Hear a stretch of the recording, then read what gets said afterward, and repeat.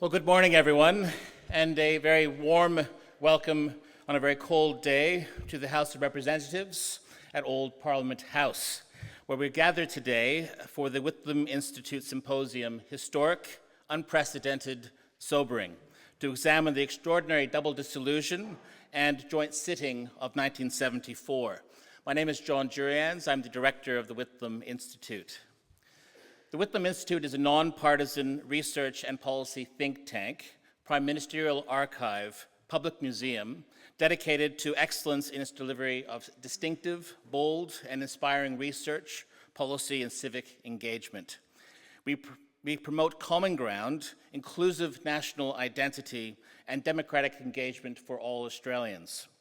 We seek to be recognized across the political spectrum as delivering, in Gough's words, a nation-building agenda to promote equality, to involve the people of Australia in the decision-making processes of our land, and to liberate the talents and uplift the horizons of the Australian people. I thank the Museum of Australian Democracy for hosting this symposium in this chamber, where the extraordinary joint sitting of Parliament took place 50 years ago today. I also expressly thank the National Archives of Australia, who responded with exceptional energy and precision to our request to access the film footage of the 1974 joint sitting. Their skillful efforts to restore, preserve, and digitize this vital national asset has safeguarded the nation's memory for all generations to come. Finally, on behalf of the Whitlam Institute Board, I express our gratitude to each of the session panelists and moderators who have joined us here today. It's now my pleasure to call upon Ngunnawal Elder, Auntie Violet Sheridan, to offer a welcome to country. Auntie Violet is a pillar of the Canberra and regional community, who has an extraordinary ability to bring people together to promote reconciliation. Auntie Violet is director of the Traditional Owners Aboriginal Council, a peak Indigenous organization that represents, protects, and preserves the interests, aspirations, and affairs of Aboriginal and Torres Strait Islander communities. Auntie Violet. Thank you so much. Thank you so much. It's a pleasure to be here once again with the Whitlam Institute and at the Symposium. Last night I tried to watch a little bit about today's proceedings, but when you've got an 11-year-old that's talking in one ear and you're trying to listen to what's going on in the ABC in the other ear, it's very hard. So I thank John once again for inviting me along, and he always gives me a hand up to let me know what's going on today. But my father was a staunch Labor voter back in the day. His motto was, as long as you're living under my roof, you vote Labor. If you don't like that, there's the door. And he was a staunch union man as well. He believed that Labor was for the strugglers, for the poor people, and that the unions, if you didn't have a union that spoke for you and your rights, you wouldn't have the things that you have today. So I grew up around voting for Labor, and I still do. And so do my kids. And I got 29 grannies, 24 grandchildren, 5 great-grannies, and 1 more on the way, and it's another boy. But they're all beautiful. But I've passed on what my father has taught me, and the other thing he taught me for us was, and I've passed on to my kids and my grannies, is if you want something, you work for it. If you haven't got the money to pay for it, you do without. So that's my motto. So it is once again my pleasure to be here and welcome you to the 5th anniversary of the joint sitting of the 1974, following the double dissolution of the same year. And I've got personal, that I think that I loved over the years, that the Labor Prime Ministers, and Whitlam was my number one. And the other one was Keating. I know he was naughty, but I just loved them all. But I believe a welcome to country is a traditional Aboriginal blessing, symbolising the traditional owners of the land welcoming you, but it also shows respect for the first peoples of the land you are meeting on. I suppose it's a little about not going to someone else's house or home unless you're welcome or invited. The reason for this custom is to protect your spirit while you're on our land. I am a proud Ngunnawal woman as I carry my ancestors in spirit, walking into the future, teaching the next generations about the oldest culture in the world, my culture, the Ngunnawal Aboriginal culture. I'd like to pay my respects to my elders past, present and future and extend that respect to any First Nations people here this morning. But I'd also like to acknowledge all the non-Indigenous people in the room, and my heart still aches from the outcomes of the referendum last year, but we need to move on and work out where to from here. And I only say this in Canberra, so listen up, because Canberra voted yes. In keeping in the spirit of friendship and reconciliation, it gives me great pleasure once again to welcome you to the land of the Ngunnawal people. And on behalf of my family and the other Ngunnawal families, I say welcome, welcome. Thank you all so much, enjoy, and I'm looking forward to information and government, because we need to pass on to the next generation, because I did the welcome for the Susan Ryan sculpture the other day, and if you haven't seen it, take a look. It's just absolutely beautiful, and she was a trailblazer. Thank you.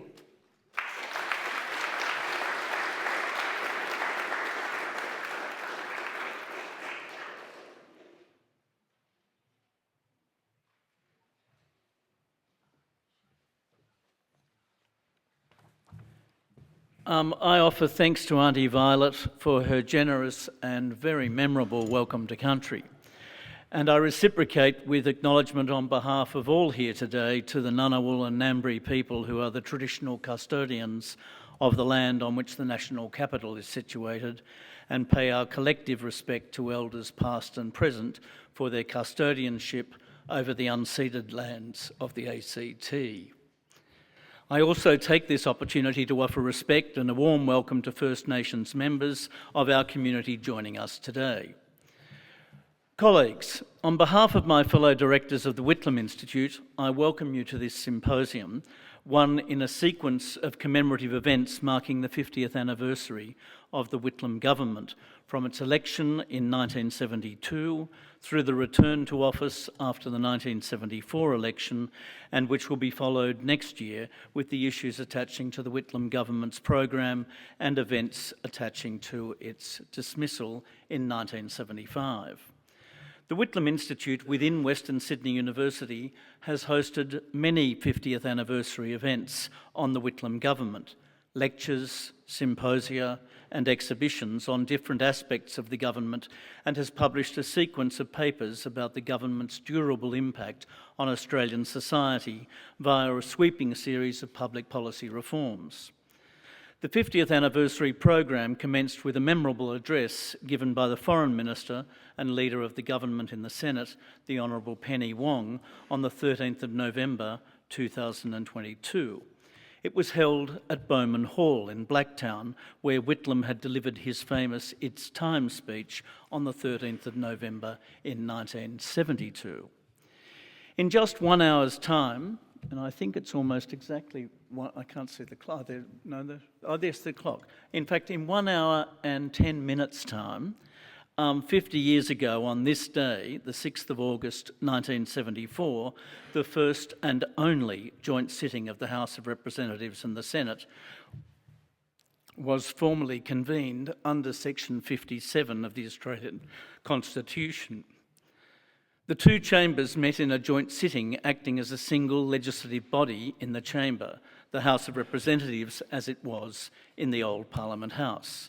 The parliamentarians who comprised the members of the House of Representatives and the Senate met over 2 days, as you'll recall, the 6th and 7th of August 1974, to consider 6 bills which had been identified as having met the provisions under Section 57 as being deadlocked, having been originally passed twice by the House and twice rejected by the Senate, and which met the various timing provisions required under the Constitution.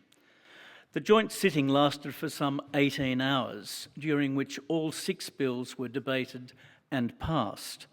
5 of the resultant acts became new law, those affecting truly significant electoral reform and the establishment of a national health insurance scheme. The 6th Act, to address Australian development of the nation's petroleum and mineral assets, was subsequently struck down by the High Court. The historic joint sitting followed some 11 weeks after Labor had been returned at an election held on the 18th of May, 1974. All 127 seats in the House of Representatives at that time, and all of the 60 seats in the Senate at that time, had been up for election due to the double dissolution. The incumbent Labor Party, led by Prime Minister Gough Whitlam, defeated the opposition Liberal Country coalition, led by Billy Snedden. This marked the first time that a Labor leader won 2 consecutive elections. The results of the election had seen Labor achieve a 2-party preferred vote of 51.7%, with 66 seats, as compared with the coalition's 61 seats in the House, thereby retaining office for the ALP. In the Senate, the ALP won 29 seats, the coalition 29 also, and there were 2 independents. The Democratic Labor Party lost all 5 seats which it had previously held and ceased to be a parliamentary party. Today's program will feature 2 new papers commissioned by the Whitlam Institute to mark the 1974 election and the subsequent historic joint sitting held today and tomorrow, 50 years ago. The paper, The Election That Never Was, the 1974 Dissolution, Gough Whitlam's second election victory, which will be discussed in the next session, was written by the Distinguished Fellow of the Whitlam Institute, Emeritus Professor Jenny Hocking, and Dr. Allison Cadzow. It reviews the 1974 election and the vast legislative and related policy program initiated by Whitlam since winning office in 1972. Both the policy actions and associated legislative program were unprecedented in ambition and scope in Australian history. They provided the policy baseline and parliamentary and electoral context which saw the double dissolution arise. This was only the 3rd double dissolution in Australian history, the others having been in 1913 and 1951. After the election saw the return of the Whitlam government, the Governor-General authorised the first and only joint sitting ever. Other double dissolutions, however, occurred in 1975, 1983, 1987, and again in 2016. No joint sittings arose from any of those, as the governments lost elections in 75 and 83, and the settings were not conducive to effective legislative action in the others. The second paper, That Historic Occasion, the joint sitting of 6-7 August 1974, is also being discussed this morning. It was written by another distinguished fellow of the Whitlam Institute, Professor Frank Bongiorno, and his colleague, Dr. Joshua Black. The paper addresses the joint sitting in a way that makes it come alive and highlights the significance of the policy reforms translated into legislative action. Both papers are compelling reads, and I commend them to all of you. To bring those days alive even more for today's attendees, we have some rare footage, as John Duriantz mentioned, from the National Archives. It's being seen for the first time in public here at this symposium, although some of the excerpts were seen last night on the 7:30 report. The joint sitting was televised by agreement from the presiding officers of the Parliament, the Speaker and the President of the Senate. It was the first time that parliamentary proceedings had ever been telecast in Australia. The agreement as to the conduct of the joint sitting required patience and goodwill between both sides of politics, and as you will read in the papers and hear in our discussion today, it was not without tension and disputation before rules for proceedings were resolved. Back in 1974, the proceedings were seen in black and white telecasts across the nation, a national first. However, the presiding officers also authorised filming of the joint sitting in colour to enable the proceedings to be preserved for posterity. Excerpts will be seen in colour in their first public exhibition today after recent restoration work undertaken by the archives, as you've already heard. You will see a short film which will explain the process of that preservation before the first session that is following my introduction. In fact, every session today will commence with National Archives footage from the historic occasion before the panel moderators take over and manage the ensuing discussions. So before I finish and ask you to sit back and revel in wonder at the footage, which will precede the first session on the election that never was, I should say that session will be introduced and then moderated by my friend and colleague, the chair of the Whitlam Institute, John Faulkner, a distinguished former parliamentarian in his own right. Let me describe what you will see in the footage before John speaks. First, there are some scenes from the 1974 election, including a rare public speech, or I should say a rare excerpt from a public speech made by Patrick White at the Sydney Opera House. He spoke in support of the Whitlam government's return. That will be followed by the Clerk of the Senate, J.R. Rogers, CBE, reading the proclamation from the Governor-General authorising the joint sitting, and then we will see and hear the Prime Minister's address to the joint sitting, followed by a short piece from the National Archives on the restoration of the old footage. After the screen material, John Faulkner will introduce the first session and our panellists, and the symposium will discuss the issues raised in Emeritus Professor Jenny Hocking's and Dr. Allison Cadzow's paper.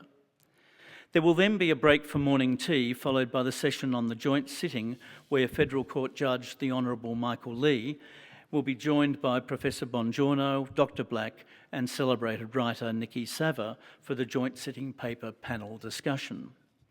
The day promises a never-ending, fascinating perspective on our nation and its leadership 50 years ago. Now let's watch the archival material.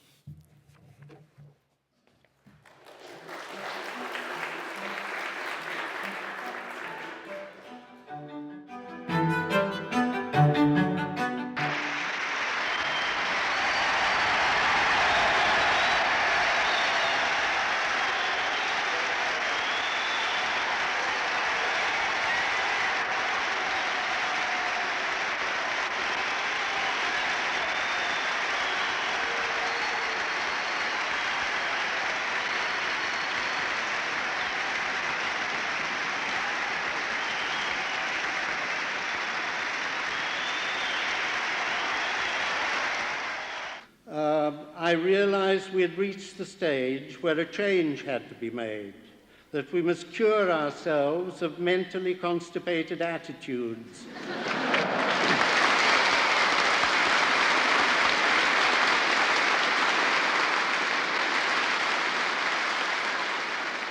After next Saturday, we are going to have a new Parliament, a contemporary Parliament, a Parliament for our times.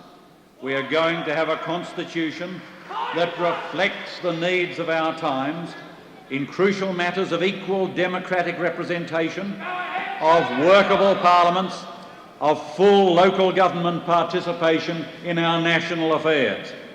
We are going to have an Australian government continuing to carry out its mandate, but this time a government with the authority it needs to go ahead against the obstruction of the men of yesterday.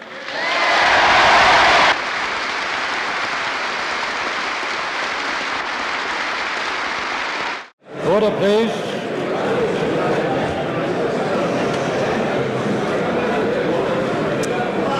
please. Members of the Senate and members of the House of Representatives, I will now read the proclamation convening this joint sitting.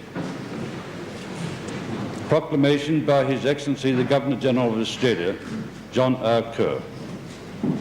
Whereas a proclamation made on 11 April 1974 by the Governor-General of Australia, then holding office, recited that the conditions upon which the Governor-General is empowered by Section 57 of the Constitution to dissolve the Senate and the House of Representatives simultaneously had been fulfilled in respect of the several proposed laws entitled Commonwealth Electoral Act No. 2, 1973, Senate Representation of Territories Act 1973, Representation Act 1973, Health Insurance Commission Act 1973, Health Insurance Act 1973, and the Petroleum and Minerals Authority Act 1973. And whereas by the said proclamation, the said Governor-General dissolved the Senate and the House of Representatives accordingly. And whereas, since that dissolution and the election of the 29th Parliament, the conditions upon which the Governor-General is empowered by Section 57 of the Constitution to convene a joint sitting of the members of the Senate and of the House of Representatives have been fulfilled in respect of each of the said proposed laws.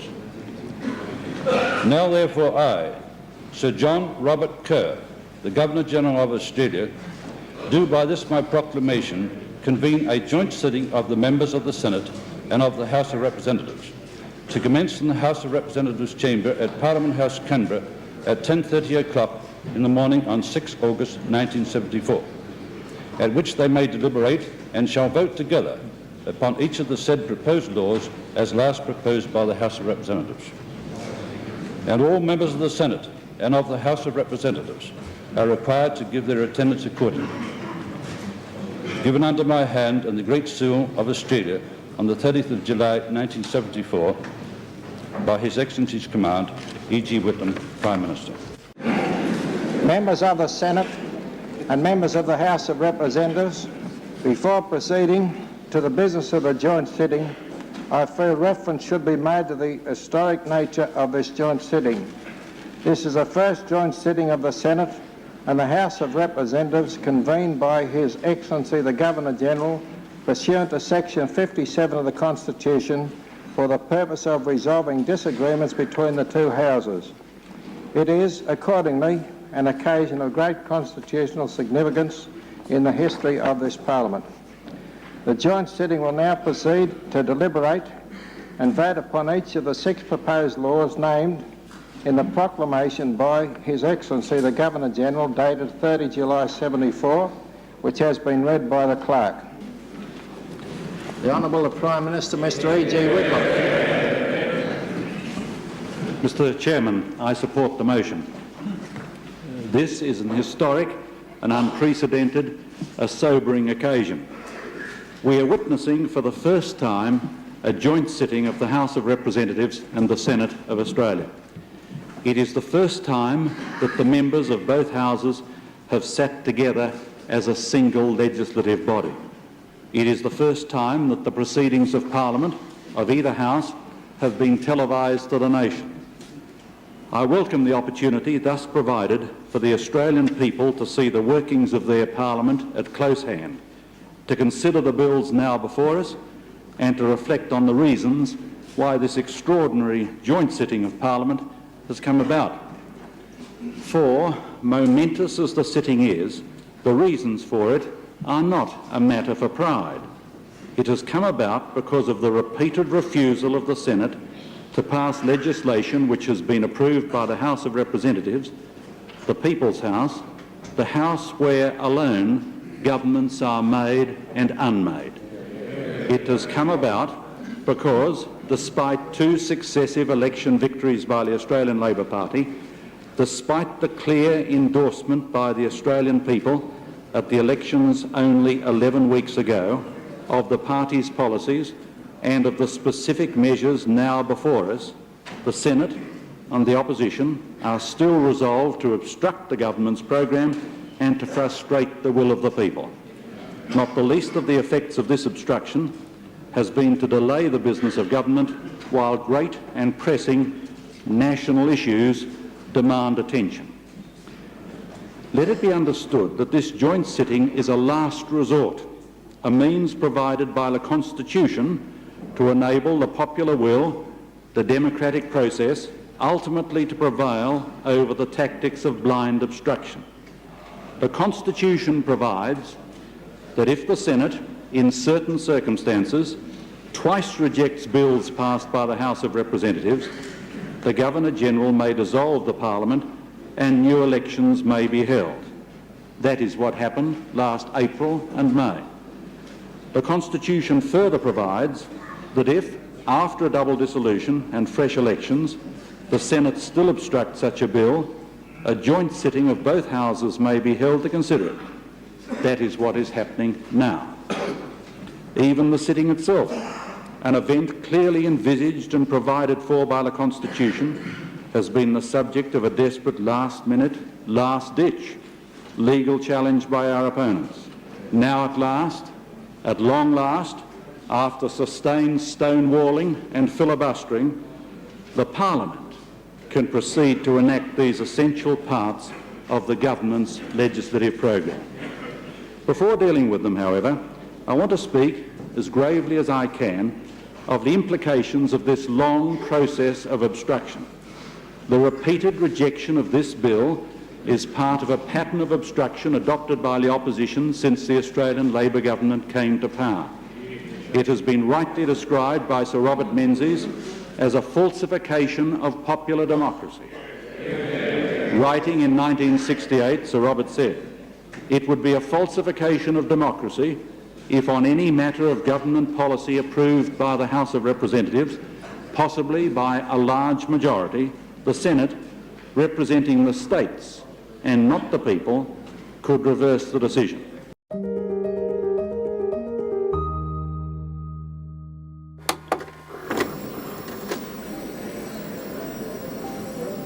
The National Archives has been absolutely thrilled to work on this project, preserving this significant footage and making sure it's available for all Australians into the future.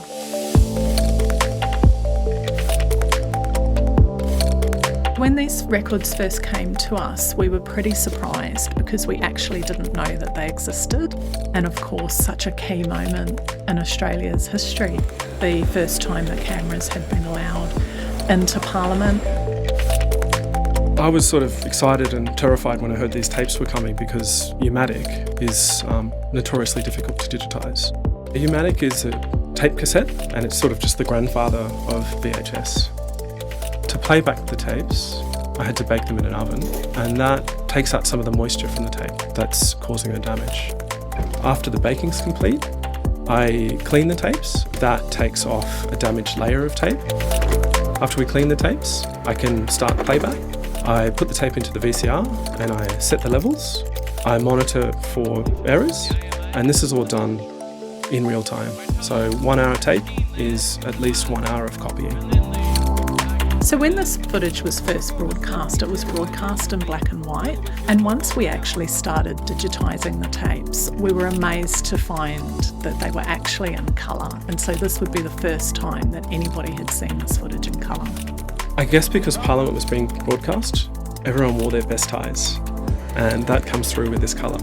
You can see these brilliant patterns and colours in the ties. Now that this footage has been digitised, it's available for all Australians simply by making a request to the National Archives of Australia. We want to make sure that this content and all of the other important content in the National Archives collection is there for our children, their children and all future generations to be able to really look back on Australia's history. Only to that part of the topic.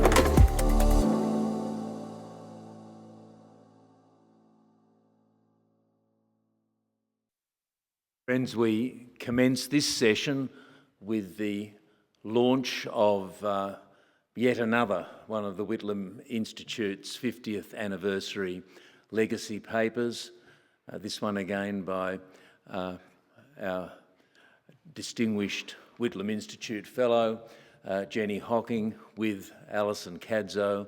Please welcome Jenny to the microphone to launch the paper. Thank you. I'd like to begin by acknowledging the Ngunnawal people as the traditional owners of this land on which we work and live. I acknowledge and respect their continuing culture and connections to land, water and community, and I pay my respects to the elders of the Ngunnawal Nation, past, present and emerging. Auntie Violet Sheridan, Professor John Durrance, Kim Williams, members of the Whitlam family and distinguished guests. Thank you. I'd like to also mention and acknowledge my co-author for this paper, Dr. Allison Cadzow, who's here today. Gough Whitlam described the 1974 double dissolution election as in danger of taking its place in Australian political memory as the election that never was.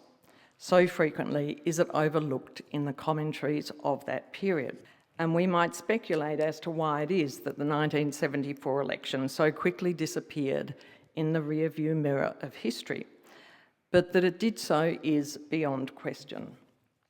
There are many, many examples of this in the potted histories of that time, and I give you just one that I found as I was looking at material for this session today, an article written soon after Gough Whitlam's death, listing the 13 key moments in Gough Whitlam's political life.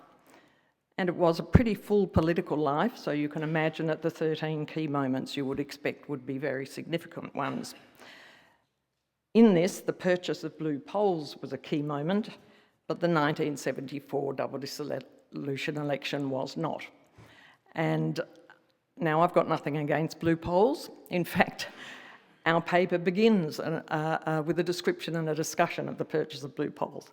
However, I would have thought it beyond question that the 1974 double dissolution and the joint sitting is a rather larger political moment in Gough Whitlam's political life than the purchase of blue poles. And there are a number of reasons for that. If you look at the election and the joint sitting that followed, there are a number of historic firsts relating to it. This was the first election at which 18-year-olds could vote.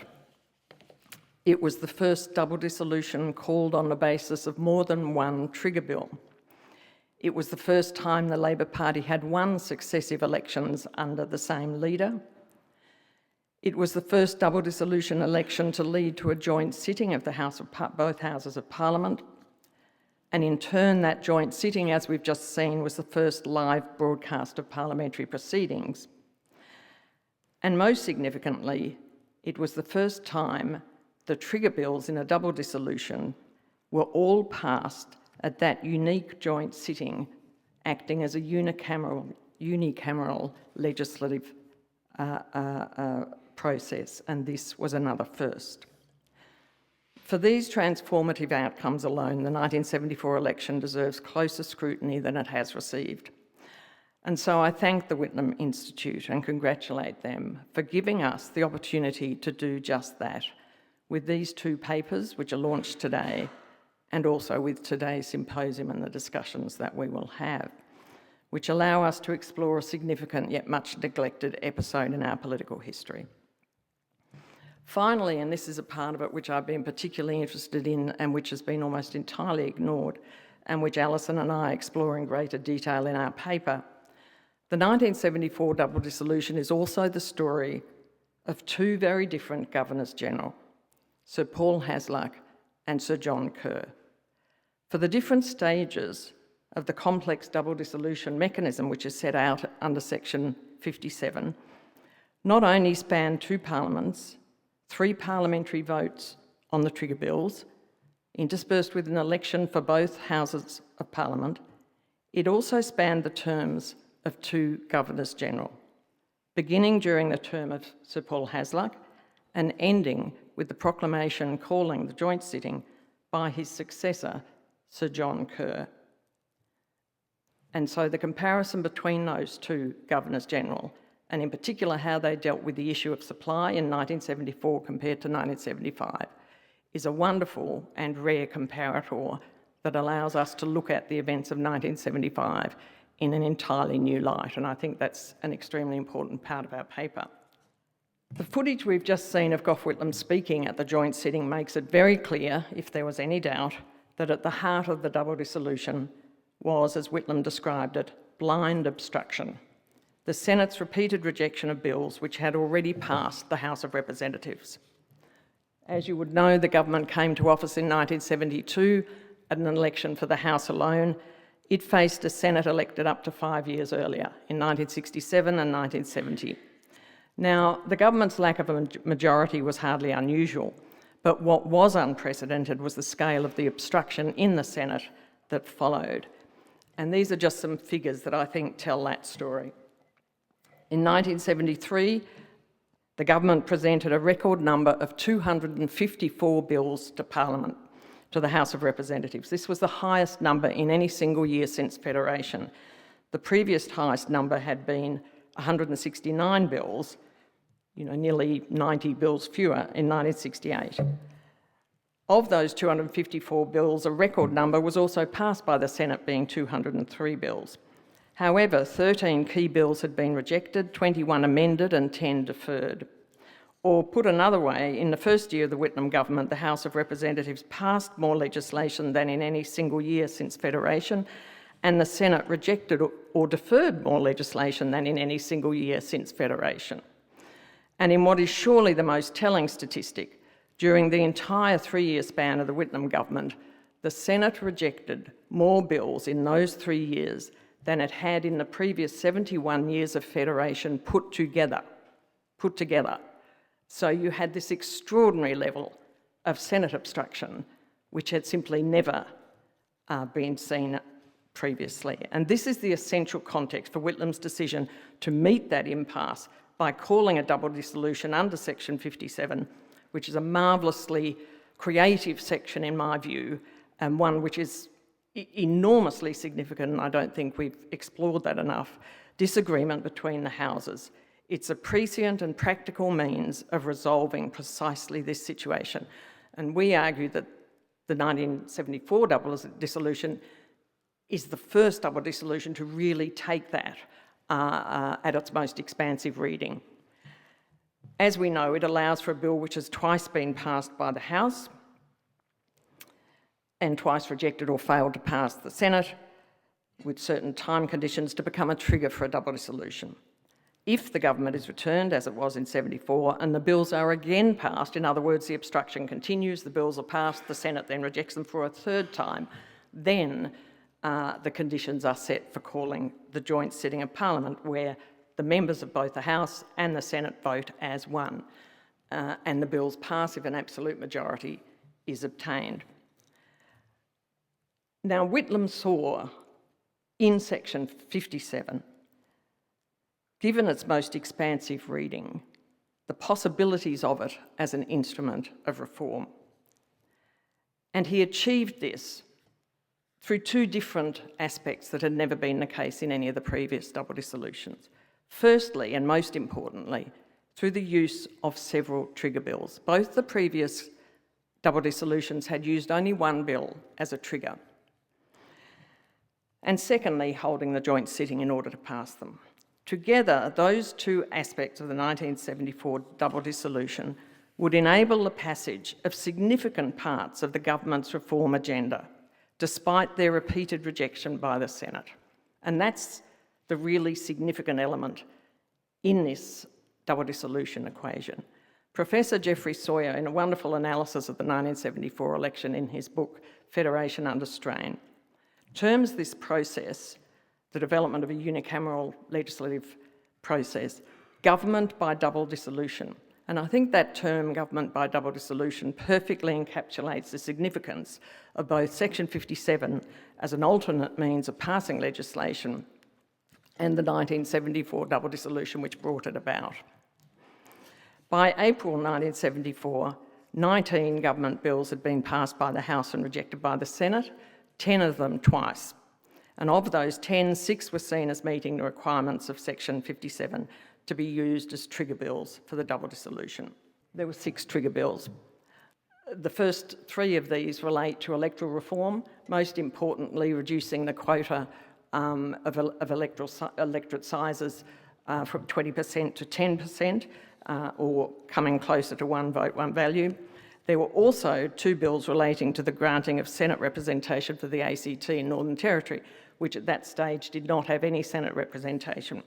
And the final one, as we've heard already, would establish the Petroleum and Minerals Authority Bill, and that was the only one of those 6 acts passed at the joint sitting to be struck down by the High Court.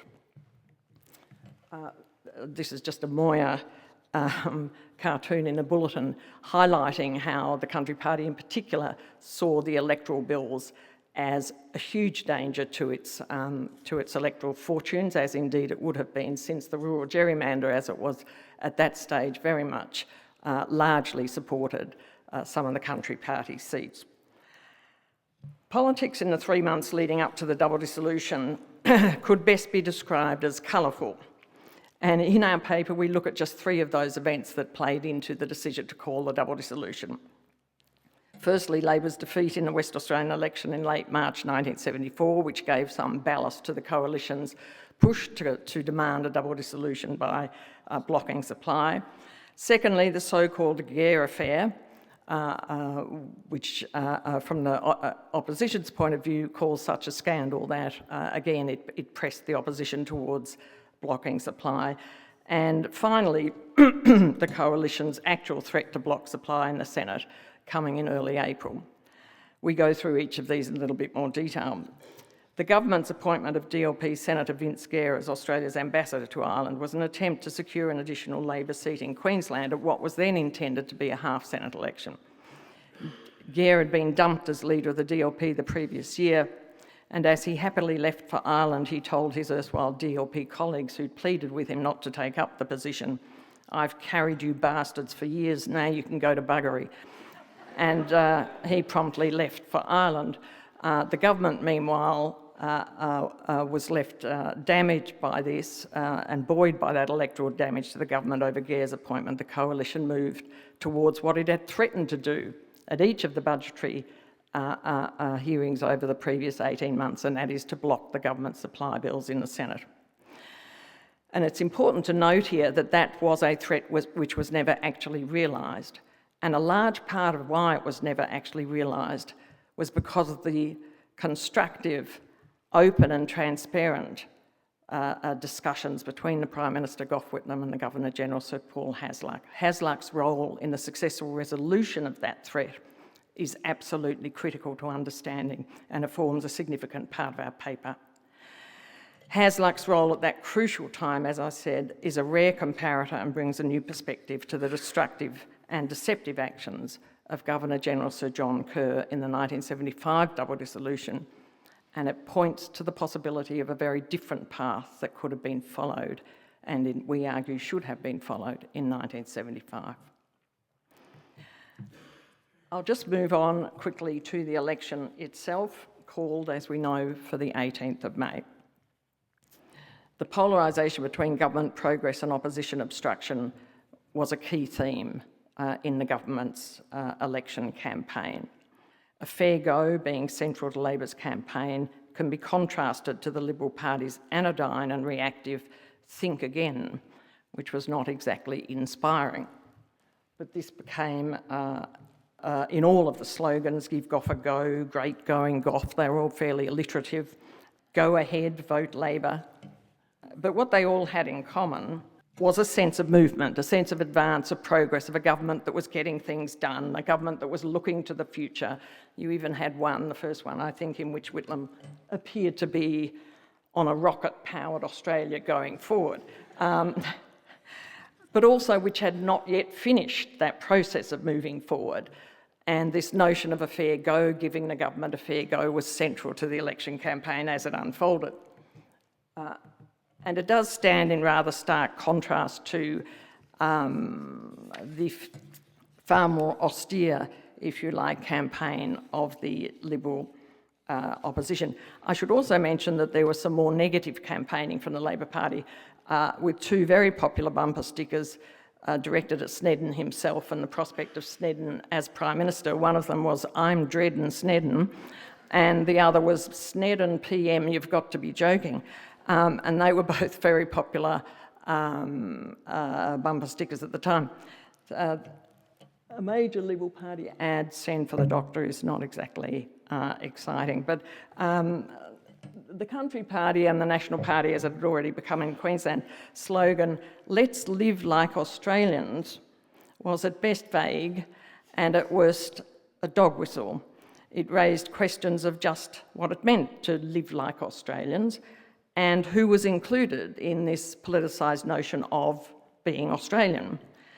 And the Country Party, Doug Anthony, and here is one of their ads I'll briefly speak to, claimed that a future Labor government would endanger the way that we live, presumably the way that we live as Australians. And you can see this theme of fear and the trope of Labor socialism, which was used also repeatedly by the Coalition campaign, taken up in this ad, which is aimed at the Italian community and partly in Italian and in Australia. Now, my very bad Italian would say that afferma il tuo diritto alla libertà means assert your right to freedom, I think. Vote Country Party. Let's live like Australians. But the interesting part of this is seen on the right, the fear of Labor's socialism. And in the text it reads, Labor plans to take over and take control of everything. This means taking over your farm, your shop, your factory, your business, everything that now enjoys the freedom of free enterprise, the freedom which the Country Party offers. And it's pictorially represented by a man's house being scooped up by a very large, presumably socialist hand, and removed. But these ads had nothing compared to the really extraordinarily vicious and overtly racist advertisements in the seat of Riverina, which were held by Labor's Minister for Immigration, Al Grasby. The most blatantly racist of these were from the fringe organisations, the Immigration Control Association and the White Australia Progressive Party, there's an oxymoron if ever there was one, calling for a white Australia and a return to the white Australia policy. And the campaign in Riverina in particular was frankly an appalling one. And these were advertisements that were run particularly in the local press around his seat. Grasby was seen as the father of multiculturalism and had proudly announced the end of the White Australia policy the previous year, proclaiming, "The White Australia policy is dead, give me a shovel and I'll bury it."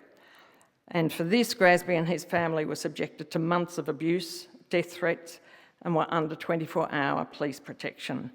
Grasby's wife, Eleanor, collapsed during the campaign when she answered the phone to hear someone threatening the life of their daughter. And after the campaign, which was described as a virulently racist campaign against Grasby, his wife Eleanor was for a period hospitalised as these threats continued. It was really a shocking campaign. And I think we have much tighter controls on some of those things now, which is a good thing. Grasby was one of 5 Labor members to lose their seats at the 1974 election, which he lost by less than 800 votes following that campaign. So Labor lost Labor lost in the end five seats, but it also won 4 seats, 2 from the Liberals, and it won the 2 newly created seats in an expanded parliament. And so it was a net loss of 1. The government was returned with a reduced majority of 5, coming down from 9, and a national swing of just 0.29% on primary votes and just under 1% on two-party preferred, which is quite an extraordinary result for a second election victory. The coalition lost 2 seats and won 5 for a net gain of 3 seats. And as we heard in the Senate, the DLP lost all 5 of its places and was now finished as an electoral force, could no longer play the spoiler role against the Labor Party it had played for the previous 2 decades and which had kept Labor out of office effectively. Labor in the Senate gained 3 additional Senate seats and was now equal with the coalition with 29 senators each. There was 1 Liberal movement and 1 Conservative independent senator. The shocked leader of the opposition, Billy Snedden, who had confidently predicted that the coalition would gain 15 seats and would be returned with a majority in both houses, refused to publicly acknowledge defeat, although he acknowledged that the Whitlam government had been returned. Eventually, he told startled journalists, "We were not beaten, we didn't win enough seats to form a government," which prompted this cartoon again. The fight's over, Gough tells him, "I'm in charge," which Snedden was most reluctant to acknowledge. And the leader of the DLP then, Frank McManus, recalls speaking to Snedden before the election and asking him whether he was prepared for the prospect of a joint sitting. And Snedden, he says, was just simply not able to accommodate this prospect and refused to acknowledge it to him and said, "There won't be another 1972, we will be returned in both houses." And it does appear that the opposition was really unprepared for the prospect of a joint sitting, and even more unprepared for the prospect of 6 trigger bills being presented and passed there. The end result for them was, of course, that the very thing they had struggled for the previous 18 months to prevent, namely the passage of those 6 bills, was in fact the outcome of the 1974 double dissolution. So for the purposes of the double dissolution mechanism set out in section 57, the most important outcome of the election was that the government was returned with sufficient numbers to form a majority in the House and the Senate combined and to pass the 6 trigger bills. This paved the way for the historic event that took place in this chamber, in this very room, nearly exactly 50 years ago today, the 1974 joint sitting of both Houses of Parliament. Thank you. Colleagues, I thought we might begin this session by we'll discuss some of the issues that Jenny has raised amongst the panel, but I'm handling the government side of the table now on my own. But I always found this is the best side of the table to be on. We've got Mark Kerry, of course, with us, who not only was a prominent and senior press gallery journalist, but he's, I think, now moved up in the world to certainly be as a professor at ANU's Australian Studies Unit. I'll ask Mark in a moment to comment on Jenny's paper or those issues raised or other reflections he might have. And also I'll ask Dr. Matt Harvey, and Matt, of course, is an expert in constitutional law and a senior lecturer at Victoria University. Then we might have a brief discussion amongst ourselves about some of the key issues, and then I'm very, very keen to throw it open to the floor and have as many of you participate in this discussion as possible. And of course I'll be asking people to be succinct, brief in their comments, so as many people as possible can be involved. First of all, perhaps Mark, any reflections or comments you'd like to make? Over to you.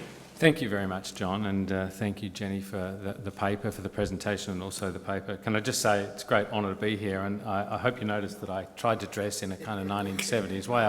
I saw the vision on 7:30 last night, and I thought I've got to rise to this occasion. Can I say on behalf of everyone, Mark, you've succeeded. Thank you. This literally is the widest tie I could find, which says something about the changing times. Look, it is a terrific paper that you and Dr. Allison Cadzow have written, and I very much enjoyed reading it, and I very much enjoyed the presentation you just gave, and of course the vision that we all saw just then. I thought I might just go through a few of the points very quickly. I know we've got a limited amount of time, but a few of the things that really stood out to me in the paper. I particularly like the way you begin, as you said in your presentation, talking about blue poles as a sort of a moment. Just because it really did, I think you describe it actually as a nascent culture war, as an early example of the kind of thing that we're much more familiar with now.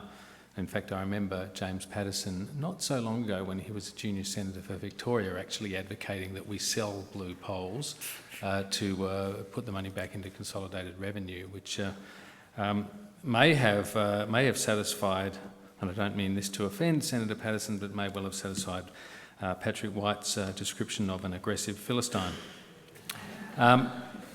And it also is a reminder that in times of change, as there's no doubt the advent of the Whitlam government was, and the times that eventually suited it and brought it about, to put it in John Howard's language, then at times of change, populism and culture wars and so forth can easily be motivated because they are sort of destabilising. Fascinating discussion also around, in the paper, around the question of mandate.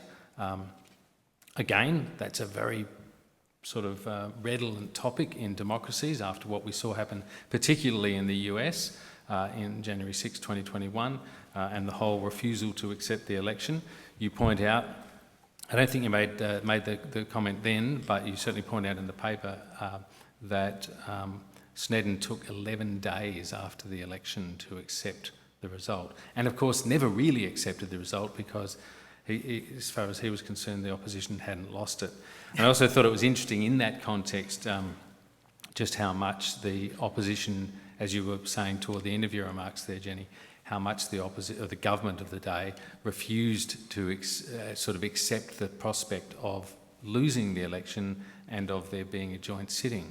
And if we flip that around, what I think is really interesting about it is that the attitudes of both sides there are really fascinating. You've got a government that's been in for 23 years that's suddenly out, and you have and which is not really accepting it, thinks this is some sort of aberration. And then you've got a new government that has really only been in power for a very short period of time, has tried to get a lot done, but has not done as much as it could because of that frustration. And to think about the weight of those two propositions, the former government refusing to even countenance the idea that this is really a legitimate government. It has a mandate to form a government alone and not to do anything else. That was the view of the then opposition. And you've got a new government that is prepared. And this, I think, is really, it's sort of obvious and yet deserves to be stated as often as possible. A new government that is prepared after all of that time and after all of that lack of success at previous elections is prepared to put it all on the table and go to that election in 1974, that double dissolution election, which in the end becomes a political triumph. And it is therefore quite amazing that this election has been so easily forgotten. I think I'll leave my comments there and we'll hand over to Matt. Over to you, Matt. Yeah, thanks. And it's great to be here. So I approached this subject looking closely at Section 57, which was a major bone of contention in the constitutional conventions. There was talk of having a referendum if the reps and the Senate couldn't agree, and then they went to the 1898 referenda with a proposal of a 3/5 majority if the joint sitting would be necessary to pass legislation.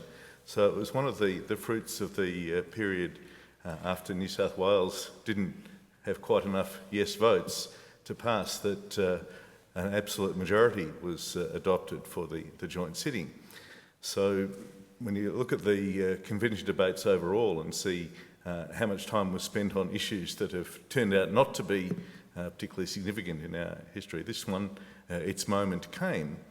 And it turned out that almost every word of Section 57 could be subject to challenge. So what is the meaning of fail to pass? Rejection is straightforward, but fail to pass turned out to be harder to determine. When does the 3-month interval between the two failures to pass start to run? And how many bills can be put up to a joint sitting?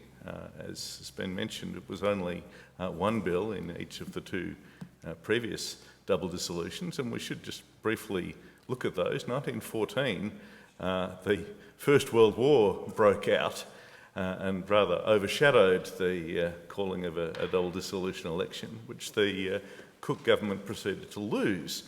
So That one of course, didn't give rise to a joint sitting. And the 1951 double dissolution was after the Senate had been dramatically increased in size. And so it was perhaps necessary to have a double dissolution to bring the new form of the Senate together. Now, those bones of contention were all disputed by the opposition in their attempts to prevent the joint sitting from taking place. So the High Court had an early opportunity to consider whether the double dissolution was proper, and some doubts were expressed about whether all of the bills had passed successfully. But then, even after the joint sitting and the passage of the 6 bills, the Petroleum and Minerals Authority Act was struck down as not having passed through the necessary steps. That it was introduced in late 73, and the summer break was the 3 months before it was then reintroduced and failed to be passed for a second time. So yes, it turns out to be a complicated section, and what concerned me was that after the PMA result, you could have a situation where a Senate that really wanted to obstruct could just keep putting bills that it didn't want to pass on the never-never. So never actually rejecting them, but just postponing them. And then, of course, we've had some double dissolutions since, but I described 1975 as the evil twin, that 1974 was for the right reasons, the government trying to get some bills that had been rejected by the Senate, trying to get them through.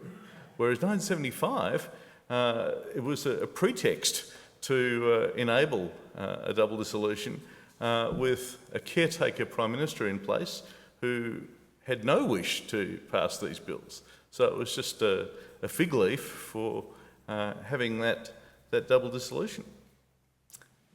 Picking up the issue of referenda and thinking about the 1974 election, if we think that the 1974 election, and I think it's been fairly described by Jenny as the election that never was, well, if that was the election that never was in the House of Representatives and the Senate, what about the 4 referendum questions which have been completely forgotten? Auntie Violet mentioned a recent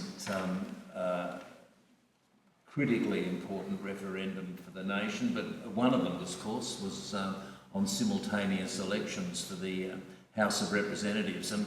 And polling day itself was incredibly complex, and we might come to that a bit later.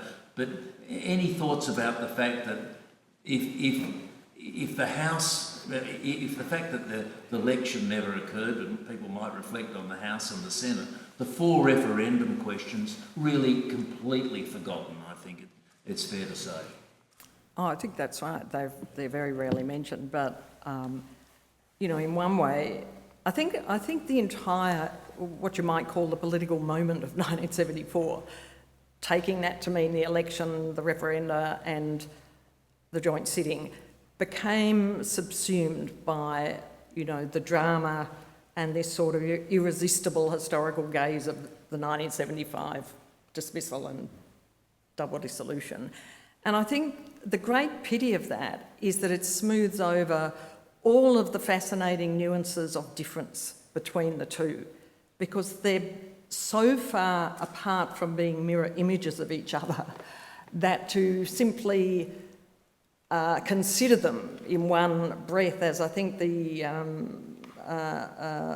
how the parliamentary handbook does under the crisis singular of 1974 to 75.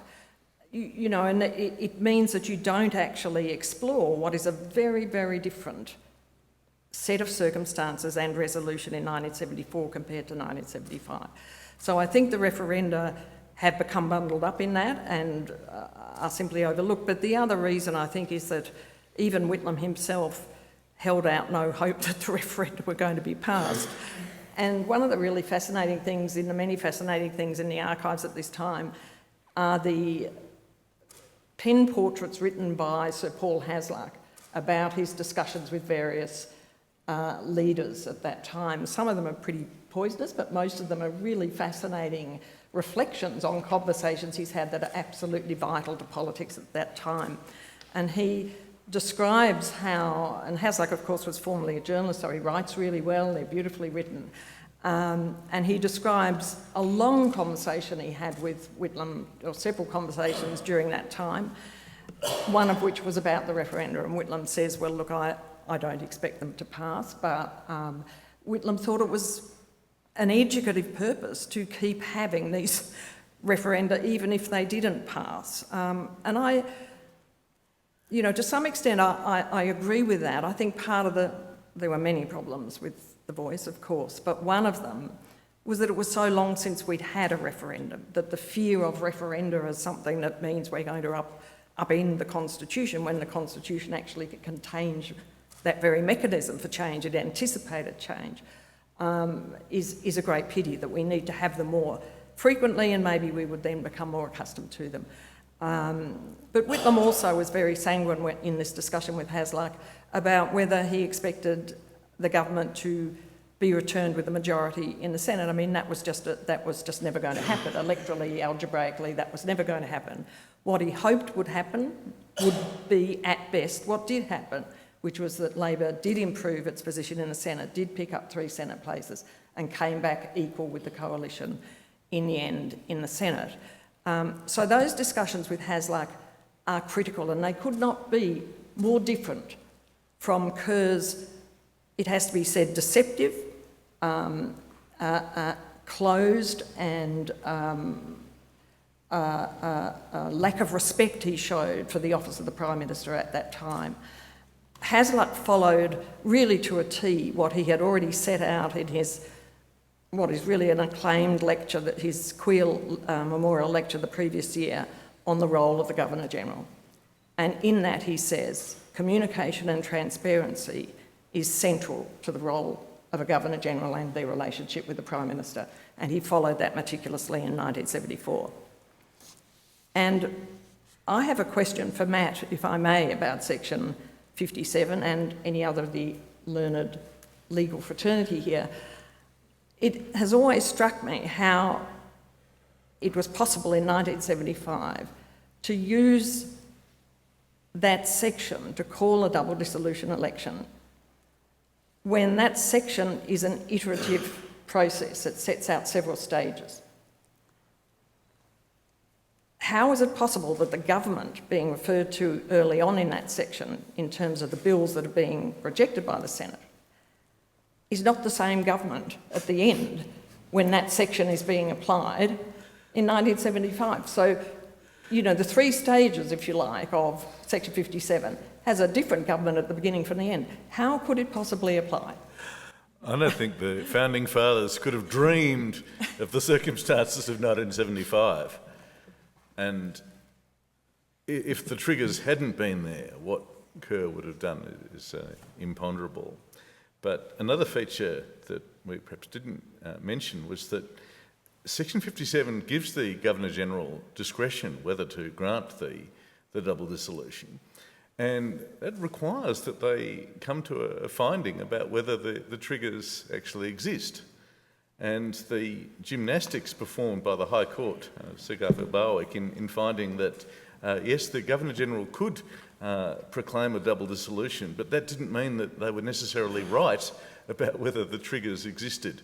So, yeah, I don't think there's that problem that you're thinking is there, that it has to be the same government that is trying to get the bills through. I think once the trigger is there, it's there. And the trigger was there in 1974. Yeah.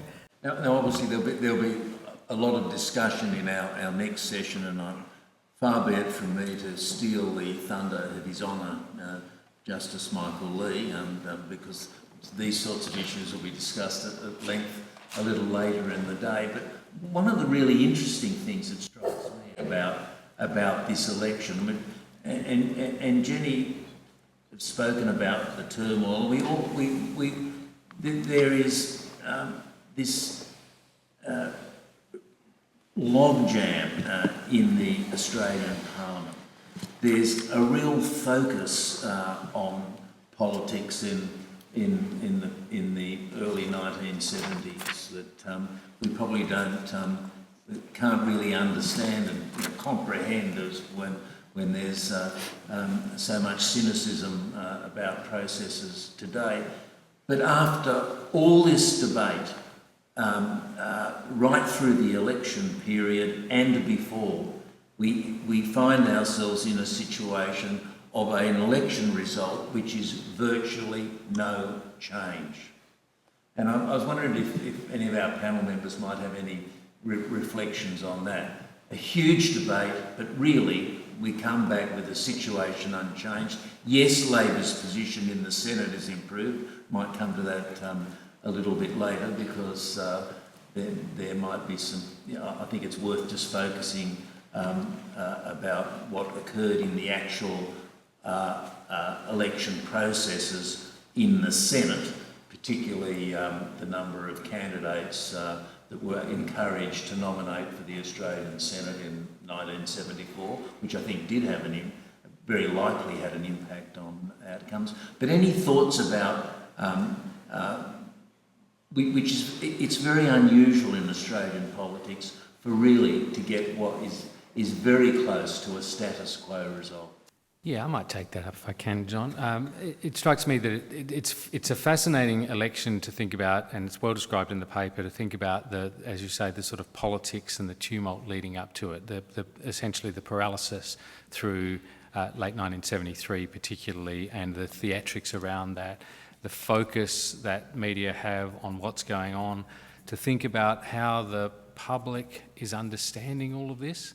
I mean, Whitlam talks about, as you say, using referenda and other mechanisms to sort of educate the public, to speak to the public like adults and take them through the political process. And of course, he's committed to, by intellectual disposition to that approach, and also by reform disposition to be pushing forward. So they've got all this legislation that's blocked, and you've got endless amount of obstruction coming from the Senate. And it seemed, at one stage, I think it was Barry Cohen who described a state of panic and uncertainty that was gripping the government as it came to the end of that year. Now, I've seen this, many of us will have seen this in recent parliaments. It was pretty much the approach that was taken by the Abbott-led opposition in the Gillard period in particular, to create just endless theatrics around question time and the sense that whoever's the sitting government at that moment is basically carrying the opprobrium for disorder and chaos and so forth, irrespective of whether the cause of those chaotic obstructions and so forth is not the government but the opposition. So I think that's a kind of really interesting atmospheric lead-in to the election itself. The other point I'd make about it, which I really enjoyed the comparison you make in those constitutional, or the role of the Governor-General and in the two different Governors-General in the way they handle it. But there's the sense of the way the governments are the government is leading into this, and there is no sense really, and this I have to admit was a surprise, a revelation to me really. I either had forgotten it or never knew it. But there was no ambush about this double dissolution. No. It was foreshadowed. It was openly spoken about in the media. Whitlam spoke about it himself even before Christmas of 1973. So you compare that to the skullduggery really, the constitutional shenanigans that went on with the crisis that happens in 75, and it's just such a remarkably different circumstance. So yeah, they are two double dissolutions in rapid succession, but they are dramatically different, and they're handled dramatically differently, and the outcome is dramatically different as a result. And I think that's one of the wonderful benefits of this, not just this symposium, but the Whitlam Institute commissioning the two papers is that it's given us an opportunity to really tease out those differences, which, as you say, have been too often conflated. And yes, the government had been contemplating openly since late 73 that prospect of calling the double dissolution, really because of the intolerable situation as Whitlam saw it in the Senate, but on the other hand, he holding so fervently to the notion of the mandate, you know, really protecting that and insisting we have a mandate because, you know, it's someone who was at heart, a parliamentarian, an institutionalist. He chafed against having to accept that this was an issue imposed upon him by the appalling upper house, the pretensions of the upper house, to drive him back to an election, and so he resisted that at all fronts, as he should have had every right to. But you saw the opposition's description from its earliest days of the government as, in effect, illegitimate from Senator Reg Withers the following March. You know, Parliament had only just been opened, the first session, and when he described it as the election result as the result of temporary electoral insanity of the two major states. So, you know, the sense was it wasn't even elected in, it was a moment of madness. And the illegitimacy was tagged repeatedly. And that mindset drives the brinksmanship that we see right up to absolutely. that, because they just assume, well, when the electorate gets a chance to correct this aberration, it will. Well, that's right, and that's what McManus is saying about Snedden's response, and Laurie Oakes and David Solomon's book, Grab for Power, detail this as well, that Snedden was simply not able to foresee that the government might be returned, and in that sense was relatively unprepared, and I think historically unprepared for the possibility of a broader reading of Section 57, which, with the use of several triggers, you know, in my view, that imbued a really significant legislative power in Section 57, which hadn't been recognised, or at least hadn't been used in the previous two double dissolutions. And it was a recognition, as Whitlam did in other ways, of aspects of the Constitution as actually enabling reform. And, you know, we're more familiar with that with his use of tide grants in Section 96. But he'd come to a more optimistic view of what was possible, what the Constitution would allow for a reforming government, which really took away from what had for a long time been a negative view in the Labor Party about the Constitution. And Whitlam wrote, you know, a really well-known paper on this, The Constitution versus Labor, or was it Labor versus the Constitution, early on in the 1950s. And I've spoken about this before, but he always said that his membership of the Constitutional Review Committee, which was a parliamentary committee, cross-party committee, which went for 3 years, held many submissions and was a very constructive one, and Menzies took up none of its recommendations. But nevertheless, he said it opened his eyes to the possibilities for reform within the Constitution. And that's what was so important here. Here was another possibility for reform within the strictures of the Constitution.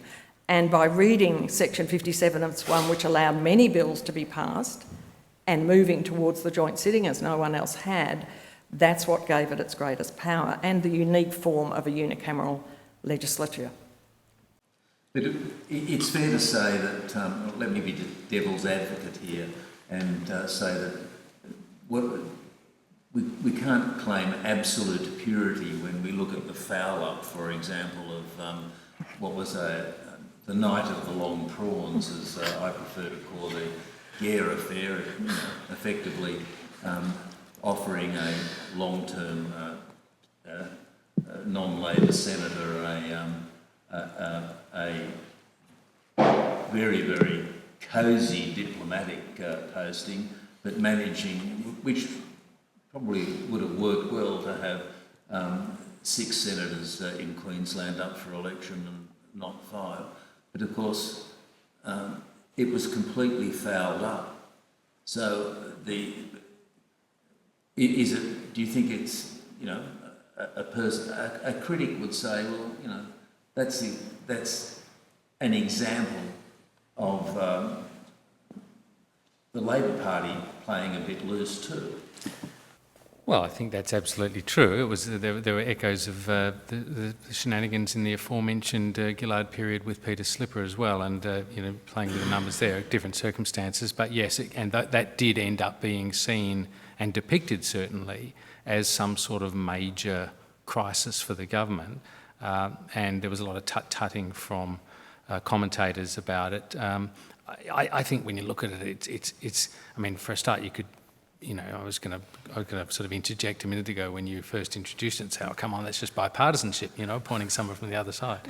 But of course, there was maths involved, and of course, then there was Bjelke Petersen involved, who had the governor issue the writs for the 5 Senate spots before. I've always found it to be embarrassing to be outsmarted by Bjelke Petersen. Yeah, I'm sure that Whitlam felt that too.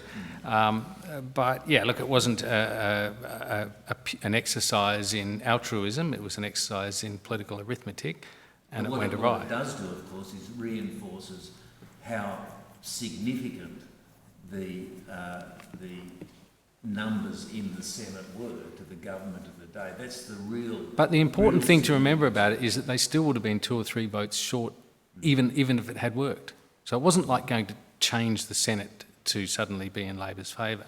It was a lot of risk for a pretty marginal result, and it ended up backfiring. And it got, I think it got wildly misrepresented as some sort of major breach of etiquette. The truth is there had been a number of appointments, and I think I read this in your paper, there had been a number of instances of convenient appointments being made for diplomatic posts and other things by Conservative governments as well in the past. So it wasn't unprecedented. They say politics. But one really, I think, very, very interesting what if with the election, as Jenny says, we've got the Labor's position in the Senate is improved after the double dissolution.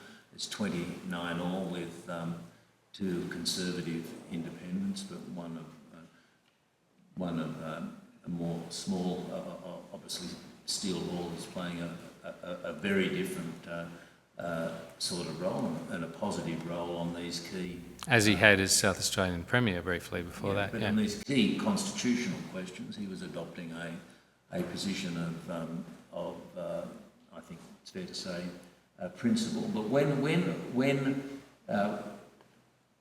we get to the close of nominations in the 1974 election, the Senate ballot paper is comprehensively, there's an attempt really to stack the Senate ballot paper in most states, but in New South Wales, with 73 nominees, this is if you like, a concerted effort by Conservative forces, always an argument of how closely linked they were to the coalition. No one argues that they were. It was a Conservative trial, and with under the old voting system of an elector having to number every square, you've got to get 1 to the 73 right, and it was still a very close election, only won by around 30,000 votes. By the successful coalition candidate for the 5th spot, what would have been the 6th Labor seat in New South Wales. That was Peter Bone just besting Peter Westaway. But the what if there, with the increase in informal voting, which was it was significant over 12%. Mind you, it's also fair to say informal voting in the Senate under the old system with exhaustive preferential voting was significant anyway. But Labor, I suspect, would have been well and truly favourites to win 6 seats in New South Wales. It's like the referendum. It comfortably won. The government comfortably won the 4 referendum questions in New South Wales, lost them in all the other states, but comfortably won in New South Wales. So that's one of the big what-ifs, I think, of the election. And I wondered if the panel had any reflections on that.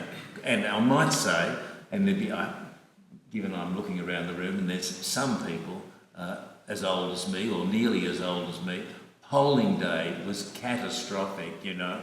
The ballot paper in New South Wales was 68 centimetres wide and 20 centimetres deep, as was the Labor Party How to Vote, I can confirm. Finding the paper was a colossal effort, I mean, but this was, and obviously, as far as the Labor constituency is concerned, there were more people with literacy problems,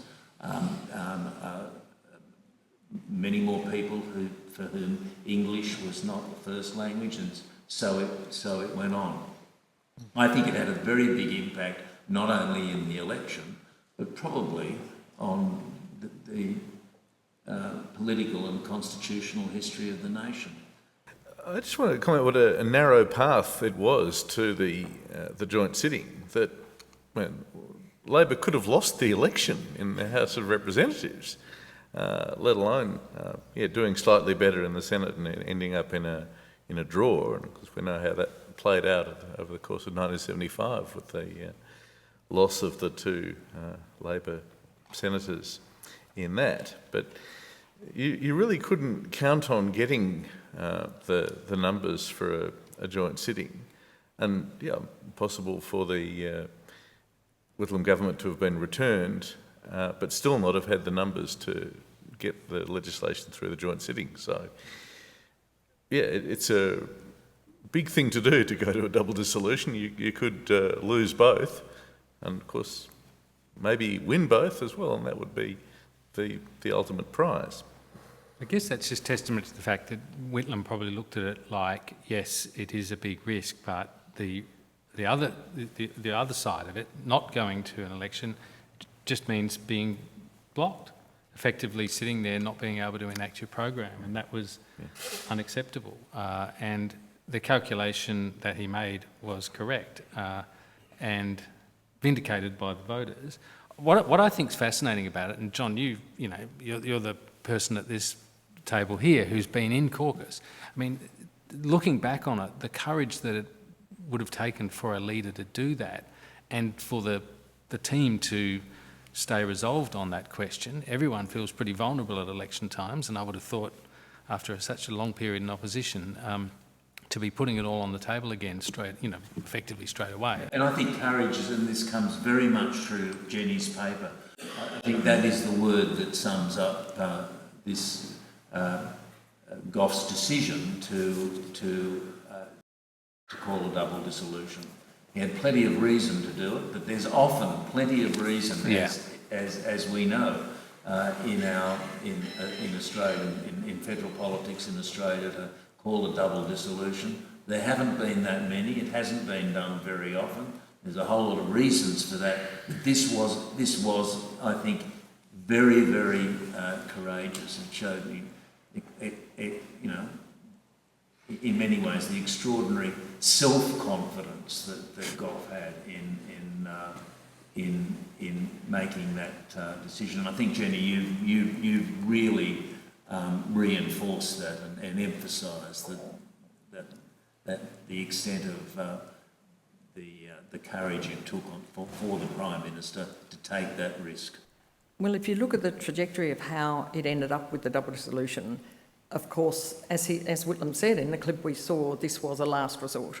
So all other options, of which several were attempted, and it appeared particularly they were going to go down the path of the half-cent election, which they had no real choice over because it's constitutionally required at that time. And the so-called Gough affair was a real attempt to swing an extra seat, no doubt about that. What was, I guess, unforgivable about that is that no one remembered to actually get Gough's resignation signature. And so he'd been ostensibly appointed as the ambassador to Ireland. Meanwhile, he's sitting in the Senate continuing to vote. And so the whole thing blew up publicly. Obviously, it was well known behind the scenes, including by the Queensland government.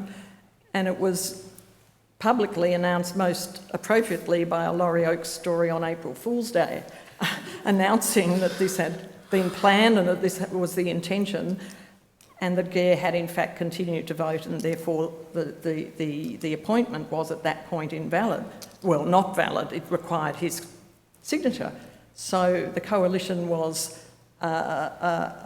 determined that Gough would disappear until the writs had been issued by the Queensland Governor, preventing his seat becoming vacant, and the government senior members were rushing around this building looking for Vince Gough, trying to secure his signature before the Queensland Governor, Hannah, had... Parliamentary bars are always the place you go. Well, as it turned out, he was holed up in the office of Country Party member, I think Ron Maunsell, with what he said was a preponderance of Townsville prawns and a carton of beer. And that kept him busy till well after midnight. And the writs were then issued, and the so-called Gough affair ended with the government looking, as you said, John, very damaged politically. So it had gone from what was described as a masterstroke only 2 days earlier to a complete disaster. And at that point, really, I think Whitlam realised the only other option to clean out the Senate, as he said, to get a contemporary Senate and not one elected 5 years earlier, was to move to the double dissolution. Sorry, just to interrupt you, that's a really interesting point I think that needs to be just pinpointed here, and that is because we're so used to the two houses being in sync the whole time in politics these days. But Whitlam's governing with a Senate, half of which is elected in 67 and half of which is elected in 70, and none of which is elected in 72. And really, the political mood over that over that time had changed so dramatically, coming into the early 70s. So you had this very outmoded temporarily Senate that was just not matching the mood of the government and the mood of the political parties at the time. But there's one other reason for Whitlam moving towards the election at that time, which again is in a very interesting archival piece in the Whitlam Institute's own archive, and that is some handwritten notes between Graham Freudenberg and Whitlam when Freudenberg's writing his own book, A Certain Grandeur, and he's asking Whitlam, among many questions, one of them is, had you already decided to go, or had you already considered going to a double dissolution before Snedden moved to block supply, which, as I said, never actually transpired, but certainly moved down that path in the Senate in April 1974. And Whitlam answers yes, and he says because of the obstruction in the Senate, particularly over the electoral reforms and Medibank. And then he says, and also because he'd had a meeting with the head of Treasury, Sir Fred Wheeler, and he said, Wheeler told me that the brief improvement in economic matters, which they'd just seen the previous month, was not going to last, and that things were going to get really difficult for the economy, as indeed it did. And he said, so therefore I knew we had much, and he went to the caucus and said this on the night that the election was called. To get to your question about, bringing caucus with him, he made it very clear that the economy was going to turn very bad, as it did, and that we have a much better chance of winning an election now than we will have in 18 months. And on that, he was absolutely right. And so this was another part of the reasoning behind call an election now. It's probably the best chance we've got to win. I make one final comment now, just about the criticism that you always heard, or I always heard when I was growing up about the Whitlam government. It became the kind of reduction of the Whitlam government was he tried to do too much. And I think when you look at the legislative achievements or the legislative ambitions of the Whitlam government, you certainly can't call it a government that wasn't active. It was extremely active, it was extremely ambitious.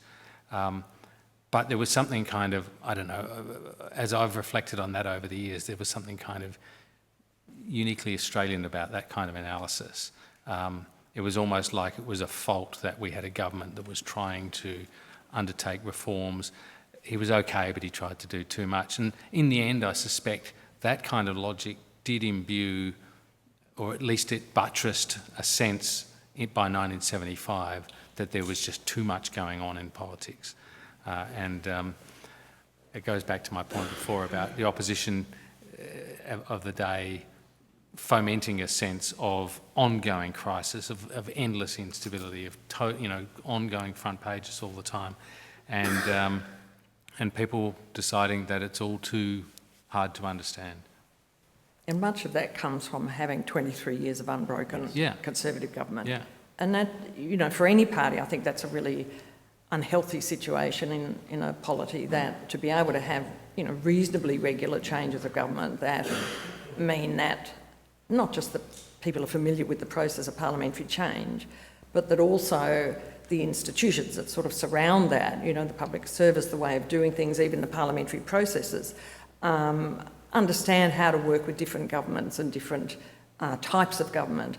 And John Bunting, who'd been head of Prime Minister and Cabinet, was very open about that. And in one of his interviews, he said, well, I'd never worked with a Labor government before. I didn't understand the workings of their caucus. And he actually took the effort to go, and I think he sat in on a caucus meeting or a cabinet meeting to see how different it was from what he was used to previously. So he acknowledged that as an issue, but I think others didn't. And it did lead to things that were done by the Labor government being seen as a first, whereas they were not firsts if you looked at what had previously been done by Liberal governments. I mean, to me, the appointment of Lionel Murphy to the High Court is one very good example of that.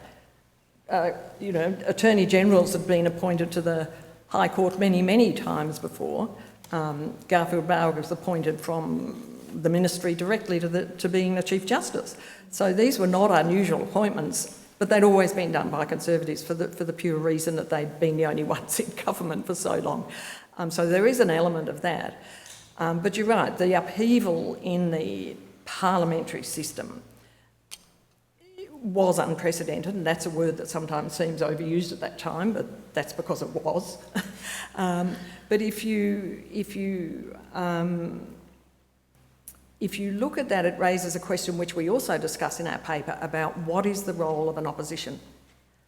At what point does an opposition cease to be validly trying to amend and improve legislation and actually simply trying to obstruct at all costs in order to destroy that system itself and bring about a new election? So we have a bit of a deeper dive into that in the paper, and I think that is a very interesting aspect of both that government, that opposition, and the Abbott-led opposition, which, as you say, I do think is probably the one that comes closest to that method of opposition strategy. And that's a legitimacy question. All those things are wrapped up in accepting the legitimacy of the government, and even taking 11 days to accept after the election that who has won is part of that. And you compare that to Rishi Sunak recently, where he declared the election lost by his government, within a couple of hours of like during the evening when the votes were being counted. And there's a lot to be said for that, because it sets up the atmospherics of how the government is seen and how much authority it is seen to have and can act with, the confidence it can act with. Well, Snedden acknowledged that the Whitlam government had been returned. I mean, he had to. It was official, they'd been returned. What he didn't want to do was ever use the words defeat or loss in relation to his own parties, how they'd gone in the election. And it did become a bit absurd, and I quote a letter that Hasluck writes to the Queen at that time, and after the election result, so it must have been about 2 weeks after the election, and he said the leader of the opposition has managed to make himself look a bit silly by refusing to acknowledge that he's lost the election. And interestingly, in an interview that Snedden did many years later, an oral history interview for the library, for the National Library, he acknowledged that he'd said this. He denied that he'd said it. Even though there is audio quoted back at him repeatedly, he said he'd been quoted out of context and that he hadn't actually used those words. So I think his days were numbered as leader of the Liberal Party immediately after the 1974 election. And I'd add to this major issue that you reflect on, and I think this is a really important debate. The role, what is the role of an opposition? I spent 25 years of my life arguing about what is the role of the Senate, what is the appropriate role of the Senate as a chamber. But on that happy note, I'm going to now attempt a Jim Cope impersonation and see if I can encourage others to, other attendees to make a contribution.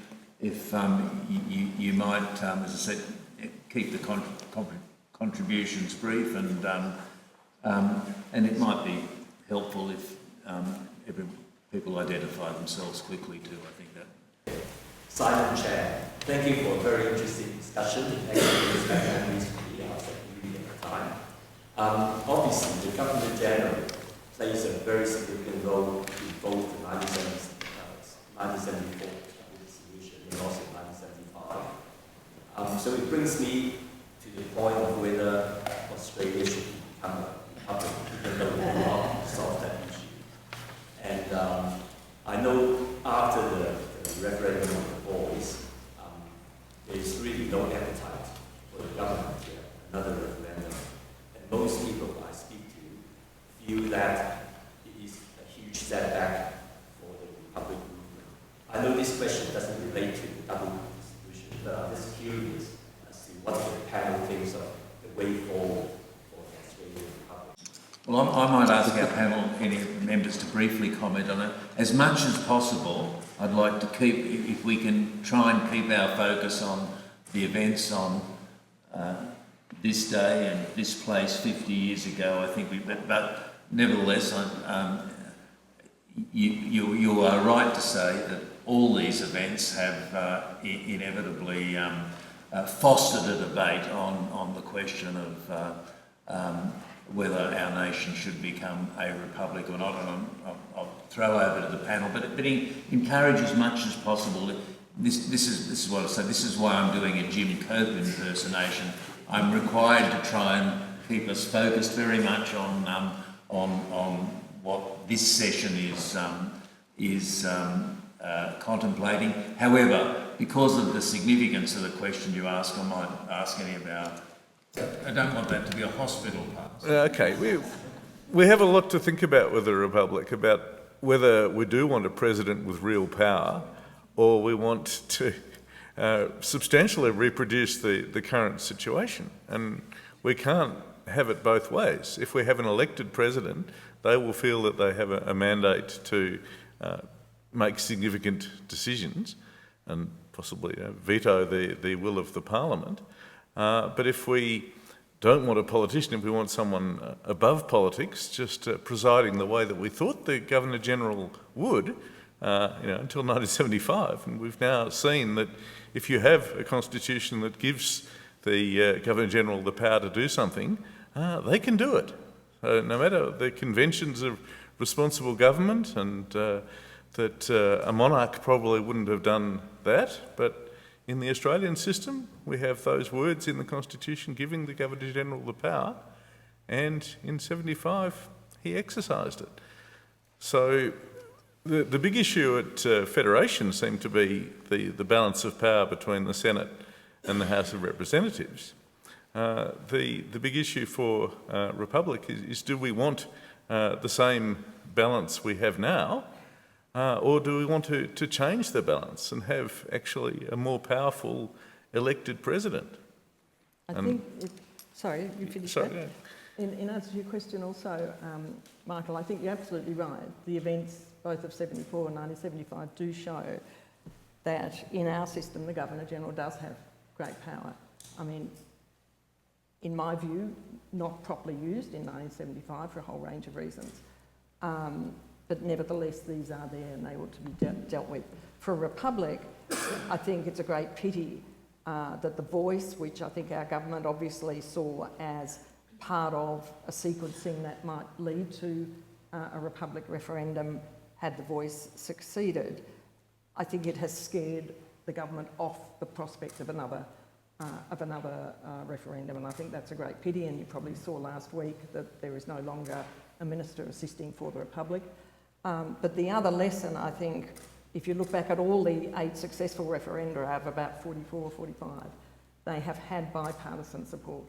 And so there is an opportunity and an avenue for work within the Parliament and work with the Australian Republic movement with parliamentarians to gather cross-party support for a republic. And I really think only that way can we look to a referendum that would succeed on a republic. But Matt's right, the key issue and the burning issue is what ought to be the powers, because I mean, I have my own, I won't go into my own view on the minimalist powers of a Governor-General. However, that's a sticking point that unless people are agreed on that across the parliamentary spectrum, I can't see it getting in. But there may be more discussion about this with the visit of our King Charles III of Australia later this year. There's a tiny sliver of land called Vinskare Park with one sad bench on it, and that sort of shows you don't get a sculpture if you rat it.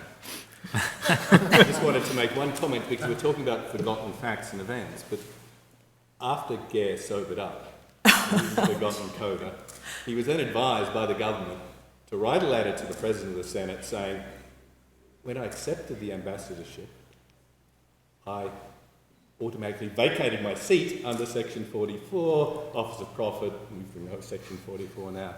Lionel Murphy then gets up and tries to get a vote in the Senate to refer the matter to the High Court, and that was a kind of, again, a kind of slightly slapstick fallback position for the government, and they didn't have the numbers, so he got to the High Court, and he probably had vacated his seat at the moment that he accepted the... When I heard that story, I thought, he's in breach of Section 44. That was exactly what I thought. And then I thought, yeah, but so was probably half the Parliament, actually, when you get down to, not so much on the Office of Profit under the Crown, but on the nationality question, there were probably a substantial number of people. Indeed, most of Australia's Prime Ministers probably wouldn't have survived the Section 44 scandal that eventually engulfed the Parliament in 2016. Yeah, it's really interesting.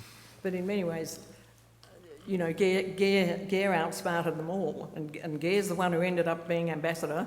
The government ended up being tremendously embarrassed, and I think moves towards the. And of course, the DLP was decimated because of the double dissolution. So it wasn't all bad.